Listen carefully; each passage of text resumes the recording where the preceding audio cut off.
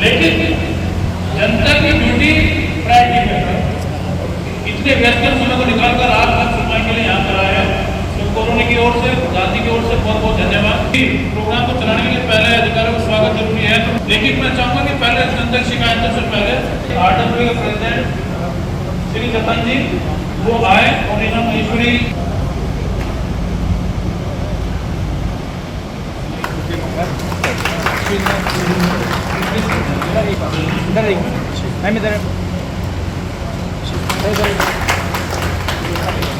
Shri Padma ji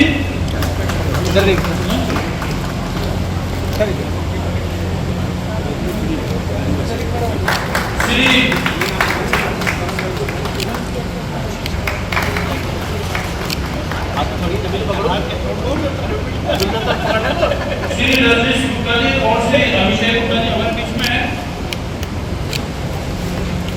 thank you.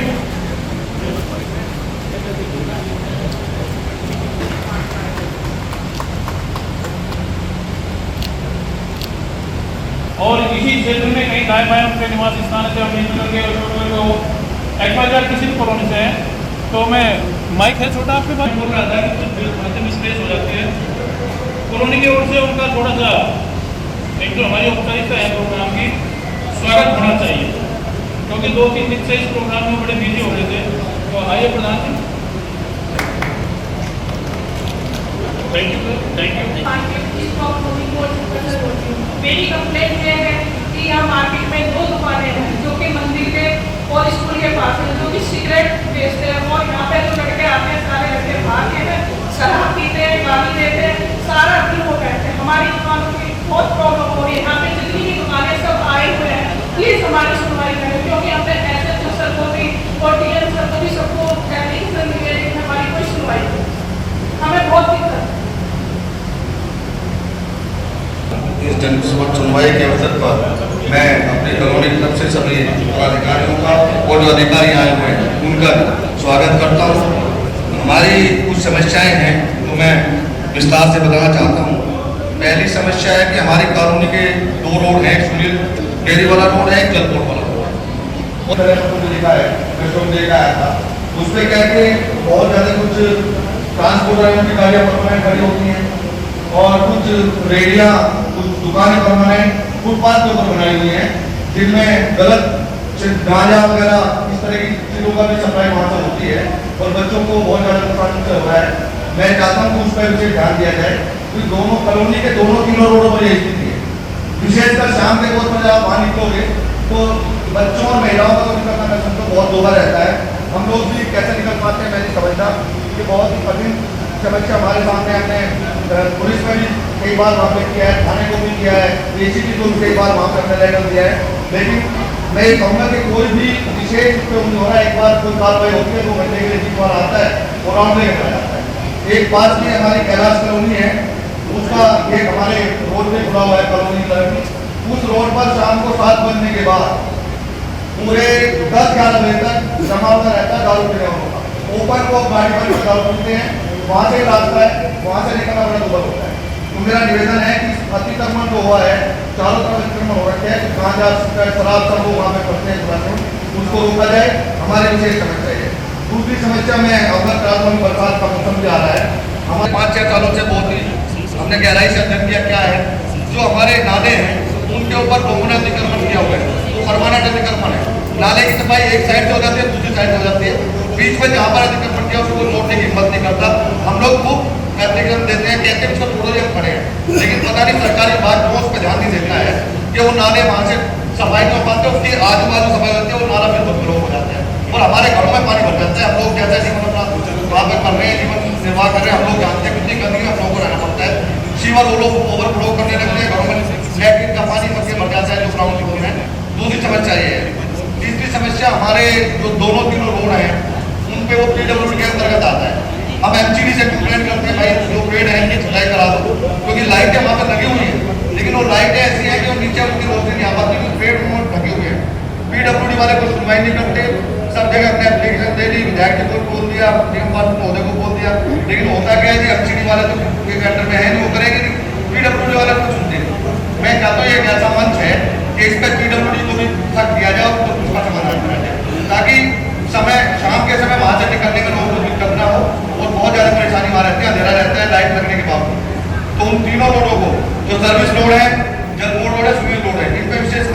शाम के time में अतिक्रमण भयानक रहता है। वहाँ से मैंने बताया मेरा एसडीएम महोदय के लिए निवेदन है कि उस पर कार्रवाई शाम के समय की जाए। कुछ ट्रांसपोर्टर है जो परमानेंट गाड़ी खड़ी करते हैं, उनसे व्यक्तिगत हमारा झगड़ा भी कई बार हो चुका, हम लोग हटाने का प्रयास करते हैं, वो 10 मिनट हटाते हैं फिर आ जाते हैं। मुझे यहाँ एक कहने में भी संकोच नहीं होगा कि हम लोग उनसे करते हैं, वो कहते हैं तो थाने को पैसा देते हैं। मैं इसमें कोई संकोच नहीं करूँगा, न डरना। अगर थाना में पैसा नहीं देते तो उस पर कार्रवाई क्यों नहीं होती? वो बीट वाले 2 दिन 1 घंटा कार्रवाई करते हैं, उसके बाद नगारा होते हैं, फोन करो, बोलते हैं कि हम तो वहाँ पे हैं, किसी की बॉडीगार्ड बने हुए, बॉडीगार्ड बने तो दूसरा आदमी भेजो भाई यहाँ पे। ये कॉलोनी के लोग कहाँ जाएंगे? मेरा विशेष कर ट्रैफिक पुलिस से भी और अपने थाने की पुलिस से भी अगर वहाँ तक मेरी बात को पहुँचाया जाए तो इस पर कार्रवाई की जाए। इस तरह छोटे छोटे फ्लैट्स हैं यहाँ पे और 400 लीटर की टंकी है सीएम महोदय, मात्र 400 लीटर की टंकी है। किसी अगर बड़ी रखवाली 750 लीटर की टंकी है पानी, और पानी हमारे यहाँ सुबह शाम आता है, 24 आवर्स पानी नहीं आता है। उसमें दिक्कत क्या होती है कि पानी का प्रेशर इतना कम आ रहा है कि वो टंकी भरी नहीं पाती, मोटर चला लेते तो पानी चला जाता है, उसमें बहुत कम प्रेशर के साथ पानी जाता है और पानी इतना गंदा आ रहा है, पीने के बाद छोड़ा उसमें नहा भी नहीं सकते। हमने जल बोर्ड में भी शिकायत की है, अपने विधायक महोदय को भी लिखा है, लेकिन मेरा आपसे भी अनुरोध है कि इस पर भी ध्यान दिया जाए। तीसरी एक और समस्या हमारे यहाँ है, हमारा जो जल बोर्ड वाला रोड है उस पर पहले कूड़ादान था। हमने जब यहाँ डीसी ऑफिस सरकारी थे उनसे निवेदन करके वो कूड़ादान को वहाँ से हटवा दिया, क्योंकि हमारा मेन एंट्रेंस वहीं से है और हम वहाँ से निकलते हैं तो रुमाल रख के जेब मुँह पे निकलते थे। अभी क्या करते हैं, वहाँ मूलभूत बन गया, उसके बाद फिर नाव रखी है और नाव में कूड़े बीनने वाले सारा दिन कूड़ा बीनते हैं। रोड पे डिवाइडर लगे हैं, रोड हमने डिवाइडर इसलिए लगवाया कि पहले बहुत एक्सीडेंट होते थे, बर्तन वहाँ पे तेज गाड़ियाँ चलती थी, थोड़ा गाड़ी स्लो जाती है, एक्सीडेंट कम हो गए, लेकिन उसकी वजह से वहाँ बदबू भी होती है। वो कूड़ादान सारा दिन वहाँ पे लोग बीनने वाले उसको बीनते रहते हैं और हम लोग वहाँ से निकल नहीं सकते। एंड में जाकर समुदाय भवन के सामने 10 डस्टबिन रखे हुए हैं जिनकी बदबू 24 आवर्स हमारी कॉलोनी में आती है।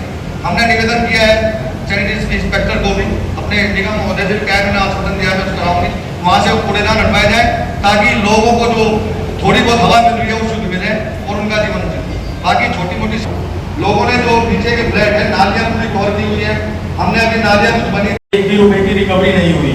SHO साहब को मैं कई बार मिला जाके, DCP साहब को मैं जाके मिला, बस मेरे को यही आश्वासन दिया गया हम काम कर रहे हैं, हम काम कर रहे हैं, आपकी रिकवरी होगी। लेकिन आज तक मेरी 1 रुपए की भी रिकवरी नहीं हुई। 8 से 9 लाख रुपए का मेरा नुकसान हुआ।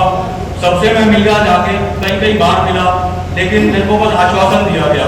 जो ASI प्रमोद जी जो मेरा केस देख रहे थे उनके पास मैं जाके मिलता रहा, उन्होंने मेरे को बोला जब आपका कुछ काम होगा, कुछ पता लगेगा आपको बता देंगे। चोर पकड़े भी गए, क्लियर वो वीडियो में बोल रहे हैं कि क्या क्या वो मेरे घर से चुरा के गए हैं। सारा मेरे पास क्लियर वीडियो है, सारा उन्होंने बताया हम ये सामान चुरा के गए हैं, लेकिन आज तक 1 रुपए की भी रिकवरी नहीं हो पाई। तो बस मेरा यही निवेदन है जी, इसके ऊपर कुछ संज्ञान लेते हुए अगर मदद हो सके तो करें।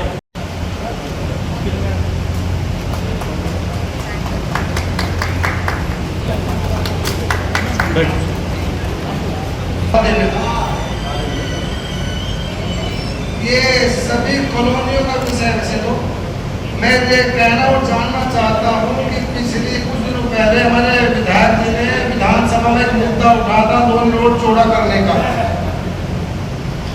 क्या इस लोनी रोड चौड़ा करने की दिशा में कोई कदम हमारे SDM साहब द्वारा, DM साहब द्वारा उठाए जा रहे हैं? क्योंकि ये रोड कम से 100 कॉलोनी का रोड है,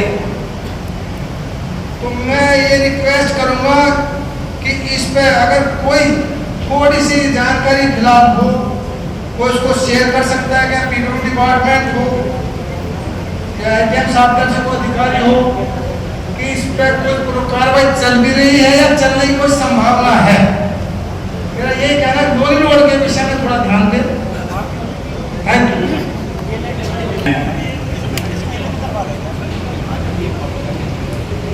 I would like to draw your kind attention towards mismanagement of traffic at Loni Golchakka. When you cross the road from Jabra crossing, no one knows where one comes and hit you with his vehicle. It is extremely difficult for senior citizens to cross the road during the peak hours in the morning and the evening. And you will be trapped in trouble. Thank you. 044 MIT से हूँ, मेरा नाम पुष्पांकर है, retired lecturer. मैं पहले उसकी बात कर रहा हूँ, वो रोड बहुत चौड़ा नहीं है और इसके साथ साथ दुकानदारों ने उस पर कब्जा कर रखा है। एक तरफ गाड़ियां खड़ी करते हैं, दूसरी तरफ काम करते हैं, बढ़ा रखी है। वहां पे सिंगल आदमी को निकलने को जगह नहीं मिलती, और यदि आप कुछ बोलते हैं तो वहां लड़ाई करने के लिए तैयार है। नंबर 1। नंबर 2, आगे चल के दुकानें हैं, चाय कहने के लिए चाय की दुकान है, लेकिन वहां नशे का काम होता है। तमाम वहां पे नशीली चीजें बिकती हैं। यदि मेरी आवाज सुन रहे हो तो इसे नोट कर लें प्लीज। मैंने बहुत सारे लोगों को इसके बारे में जानकारी दी, लेकिन उसमें कोई कुछ नहीं करता है।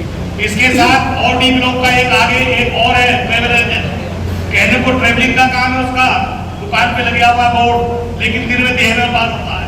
एक काम नहीं उसका, सुबह से शाम तक कोई एक गाड़ी बुक नहीं होती सिवाय इस काम के, वहां दारू पीने के और देह व्यापार के अलावा कोई दूसरा काम नहीं होता। ये मैं पिछले रोडों की बात बता रहा हूँ। उसी रोड पर, क्योंकि वो आइसोलेटेड रोड है, उस पर चेन स्नैचिंग होती है, जो लोग लेट हो जाते हैं उनके साथ मारपीट होती है। ये बहुत सारा जो वो आदि जो MIG का जो प्रॉब्लम्स है, ग्रीवेंसीज है, वो वहां से क्रिएट हो रही है। मेरा सब लोगों से नम्र निवेदन है कि उस पर ध्यान दें। और ये B100, मेरा नाम पुष्पांकर देव, ये पीछे वाला MIG के साथ जो हैं और वहां पे खाते पीते कोई बोलने वाला नहीं है आज तक। इसके साथ साथ मैं 1044 में रहता हूँ, तो नीचे वहां हमेशा पानी भरा रहता है, पानी की कोई व्यवस्था नहीं हो पा रही है। सीवर का जो पानी है वो ओवरफ्लो होता रहता है, और ड्रिंकिंग वाटर जो है वो पीले रंग का आता है। बताइए पीले रंग का ड्रिंकिंग वाटर का क्या मतलब है? इसका मतलब सीवेज और ड्रिंकिंग वाटर की कई पाइपलाइन आपस में मिली हुई है। भाई इसमें काम करिएगा। और झुकी तो नाम के लिए है, किसी का वो एक मोहरा बनाया हुआ है, केवल एक ट्रक खेला जा रहा है, उससे फायदा मिलता है। वहाँ पर एक नशे का व्यापार, सिगरेट और क्या क्या वो चीजें सारी वहाँ पर एक फुट याद किया। बिजली वाले हैं, उस पर लाइट भी नहीं है, लाइटिंग की बहुत से बड़ी समस्या हमारे वहाँ पे है। और नई पेड़ की छुटाई वहाँ पर हो रही है, तो डार्क स्पॉट्स बहुत है। कई बार होता है कि कहीं से बाहर से आ रहे हैं, रात को 12-1-2 बजे इतना डर लगता है कि अंदर कोरोना से आते हैं, वो रोड का हिम्मत नहीं करता। दानिश में देखना भूल गए हैं, बहुत पहले जब कोरोना एस्टेब्लिश हुई हो उस समय मिट्टी डली होगी या उस लेवल में लेवलिंग की गई होगी। और मैं समझता हूँ कि हमारे मतलब में यहाँ पर काउंसलर मैडम के प्रतिनिधि हैं, मैं उनको व्यक्तिगत रूप से भी कई बार यहाँ पे बोल चुका हूँ कि वहाँ पार्क में हमें सब मिट्टी की आवश्यकता की है, फिलिंग की आवश्यकता है। लेकिन पहला टिनोर भी आपका चला गया और नया टिनोर भी आपका चल रहा है, इवन ये सिंगल ड्रॉप वहाँ पर मिट्टी की नहीं है। और हमारे प्रधान जी यहाँ पे है जो आपके जनप्रतिनिधि हैं, काम करते हैं आपके क्षेत्र के लिए, यहाँ पे कभी कोई मिट्टी नहीं है। मैं उनको बार बार थक चुका हूँ, सारे पेड़ों की जड़ें बाहर हो चुकी हैं, गिर रहे हैं, जब मैं थोड़ी सी आवाज़ है गिर जाता, तो आप उसकी ओर भी ध्यान देंगे। 2 नए बोरवेल लगाना कार्य पार्क में पानी की कमी, हाँ, क्योंकि सप्लाई आप जानते हैं कि अगर पानी नहीं होगा तो पेड़ नहीं हो सकते। तो अगर ये व्यवस्था हो सकती है, क्योंकि इसमें कई टेक्निकल इश्यूज हो सकते हैं, कि अगर ट्यूबवेल की व्यवस्था हो जाए तो हमारा जो इरीगेशन है पौधों का, पेड़ पौधों का, बाकी को मेंटेन हो जाएगा, अच्छा होगा। तो उससे और भी हमारी डिमांड है। और MIC के अंदर भी हमारे कुछ रोड है, उसको साफ काम हुआ था, लेकिन वो फिर पेंडिंग में हो गया। और किस लेवल पर पेंडिंग हुआ है मैं नहीं कह सकता, लेकिन अगर वो रिइंस्टेट हो जाए और रोड रिपेयर हो जाए तो वो भी हमें अच्छा लगेगा। मेरी रोड हुई थी, सीमेंट की रोड हो गई है। जी जी सर। इसी के साथ साथ वो सर मैंने इसमें बोल दिया, पीछे जो मार्केट का हुआ वो आ चुका है इसमें सर, सीवर लाइन का हो चुका है, कोने में बार बोर्ड ऑफिस में एक और अगर पॉसिबल है हमारे जो वाले भी हैं एमसी वाले में, ये हमारे पास में ढलाव है, और उस ढलाव के कारण लगभग हमारे 50 जो फ्लैट्स हैं डायरेक्ट इफेक्टिव हैं। वो क्या रहा है कि कभी बहुत समय लगती है। हम ये नहीं कह रहे कि एमसीडी वाले काम नहीं कर रहे हैं, बेहद अच्छा काम कर रहे हैं, बहुत ही अच्छे लेवल पर सफाई हो रही है, रोज कर रहे हैं। नहीं, आप गलत बोल रहे हैं। उस फ्लैट मैं डेली की फोटो भेजता हूँ, एक बार भी ठीक से सफाई नहीं होती। जब कोई अधिकारी आता है तो सफाई करके ग्रीन वो लगा दी जाती है। जी आप गलत कह रहे हैं। ठीक है, उसको हटाने का विधायक जी ने भी प्रेशर किया, कोशिश की, चाइल्ड प्रोटेक्शन कमीशन है उसने लेटर लिखा, लेकिन उस पर कोई कार्रवाई नहीं हुई। इस बराबर में जी जी जी बिल्कुल बिल्कुल। और मैं नहीं शाम सुबह को जब गैस आती है, घंटे कोई सांस नहीं ले सकता, खड़े होकर मुझे दिखा दिया। जी ये प्लांट लगा हुआ है, गैस प्लांट की हवा चलती है, 1 घंटा कोई सांस नहीं ले सकता, इतनी बुरी बदबू आती है उससे। जी जिंदगी की आयु बढ़ाई जाएगी, बिल्कुल जी जी। बहुत दिक्कत है। ये देखिए ये हम एसडीएम साहब हम 24 घंटे गेट नहीं खोल सकते अपना उस कूड़े घर की वजह से। अभी भी आप मैं डेली कि मैं आपको फोटो दिखा सकता हूँ और मैं मेट्रो को भेजता हूँ। का भाग है खेड़ा गांव। ये खेड़ा गांव ठीक मानसरोवर पार्क मेट्रो स्टेशन के सामने स्थित है। खेड़ा गांव में घुसने के लिए 3 गेट है, gate number 1, gate number 2, gate number 3। Gate number 3 से जैसे ही हम घुसेंगे वहां पर बजरंगी नाम के व्यक्ति ने पानी का अवैध प्लांट लगा रखा है। जैसे कि हम सभी जानते हैं कि दिल्ली में जल संकट गहराता जा रहा है, तो ये वाटर प्लांट तत्काल प्रभाव से बंद किया जाए।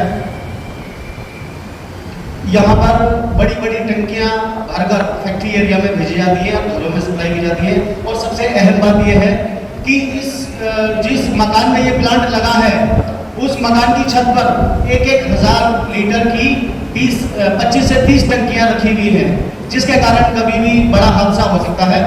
तो मेरा ये निवेदन है कि इसको तुरंत प्रभाव से बंद किया जाए। दूसरी समस्या है सर, बिल्कुल गेट नंबर 3 के पास एक अंडरपास बना हुआ है। दिल्ली में ये ऐसा अनोखा अंडरपास है जो 1 वे है, मात्र 12 से 10 फुट का ये अंडरपास है जिसमें आना जाना दोनों। जैसे ही मानसरोवर पार्क की साइड से हम निकलते हैं खेड़ा गांव की ओर, वहाँ निकलने के साथ ही 2 धर्म कांटे हैं जहाँ गाड़ियों का वजन होता है। और ये बिल्कुल इतना नज़दीक है कि जब भी कोई गाड़ी वहाँ वजन होने के लिए आती है, और गाड़ी तो दिन में 10-50 आती है वजन होने के लिए, जैसे ही कोई गाड़ी आती है वहाँ जाम लग जाता है। जाम इतना गंभीर होता है कि बच्चों को पता है कि नशा कहाँ बिकता है, लेकिन पुलिस को नहीं पता कि नशा कहाँ बिकता है। ये बहुत गंभीर समस्या है। अच्छा करने के लिए आगे प्लान किया है या जो भी उन्होंने किया है आफ्टर होगा डिस्ट्रिक्ट लेवल पे हम चीज़ें आपको अवगत करें। समस्याएं हमने सुनी, समस्याएं तो अनेक हैं, लेकिन अभी हमने जो PWD के नारे आप देख ही रहे हैं कुछ साफ होने हैं, लेकिन कुछ अभी साफ होने के लिए मैंने SDM से भी कहा कि कुछ नाले अभी जो है अच्छी तरह से साफ हो जाए, जैसे जो भी नहीं है। और पानी की समस्या जो कि विकट समस्या है, गंदा पानी आ रहा है और कई जगह तो पानी आ ही नहीं रहा है। तो इसकी तरफ मैंने विधायक जी से भी कहा है और जल्दी ही इसका संज्ञान लेने वाले हैं, करने वाले हैं इसके लिए। और कुछ जो पेड़ हैं उनको तो हमने काफी पेड़ छटवाए भी थे। ये देख लो पिछली बार मैंने इतना कहने के बाद अब की बार ये जो है पहली बार कई सालों में हुआ है कि LIG MIG में पेड़ जो है वो कटे। तो ये जो रोडें हैं ये साफ हो, इसके पेड़ जो है उसकी छटाई हो जाएगी। तो जो लाइट है इतनी हाई मार्क्स लाइट वगैरह जो अपने साथ कोटे से लगवाई थी उसका बेनिफिट भी लोगों को नहीं मिल पा रहा। तो नशे का जो काम यहाँ पर चल रहा है उसको एक तरफ का संज्ञान जल्दी ही लेगी कि ऐसा यहाँ पर हो रहा है, तो जल्दी ही हम इस पर कार्रवाई करेंगे। खुद मौजूद हैं, हमारे 2 काउंसलर यहाँ मौजूद हैं। आज हमारी DM मैम पर इसी समय एक और मीटिंग है तो वो वहाँ हैं, और हमारे PDC के चेयरमैन हैं, ऐसा जानकारी मिली है कि वो दिल्ली में उपलब्ध नहीं है। ये आयोजन हर शनिवार जिले की ओर से होता है जन सुनवाई, और पिछले 2 महीने से ये कार्रवाई जब हम लोगों ने शुरू की है इसके बहुत अच्छे रिजल्ट्स आ रहे हैं। ऐसा नहीं है कि ये समस्याएं हमारे नोटिस में नहीं होती हैं या इनकी जानकारी हमें नहीं होती है। मंडे टू फ्राइडे भी हमारे पास अधिकारी आते हैं, STF के अंदर हम उनके साथ मीटिंग करते हैं, आम जनता भी आती है, उन समस्याओं को हम सुनते हैं। लेकिन ये एक ऐसा माध्यम बनाया गया है जहां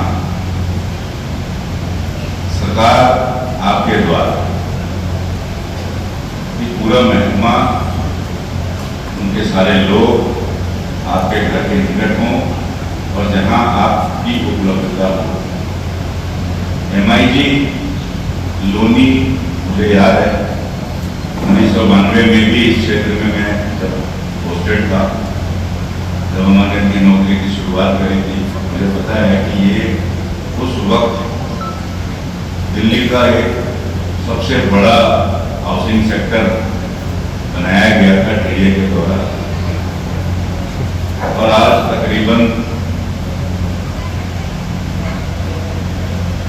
35 साल से तो मैं ही देख रहा हूँ, ये MIG आज भी उसी मजबूती से खड़ा है। निश्चित रूप से इसके लिए आप सब काबिल तारीफ हैं और मैं चाहता हूँ कि आप सब के लिए अच्छी जोरदार ताली हो। ये आइकॉनिक है। समय के साथ समस्याएं आती हैं, आबादी बढ़ते गए। मुझे याद है कि जब हम सामने की सड़क खाली होती थी, शाम को जब हम यहाँ से घर जाते थे तो हमें डर भी लगता था कि ऐसा ना हो कि कहीं हमारे साथ कोई दुर्घटना हो। दिल्ली की गति बढ़ी है, दिल्ली का साइज बढ़ा है, दिल्ली की आबादी बढ़ी है, हमारी ज़रूरतें बढ़ी हैं, टेक्नोलॉजी नई आ गई है, हम ज़्यादा कंफर्ट चाहते हैं और उसी हिसाब से आम लोगों की एक्सपेक्टेशंस भी बढ़ी हैं और जो वाजिब है बताइए, उन सबको हमने नोट किया। उससे पहले चंद चीज़ें जो हम आपको बताना चाहेंगे।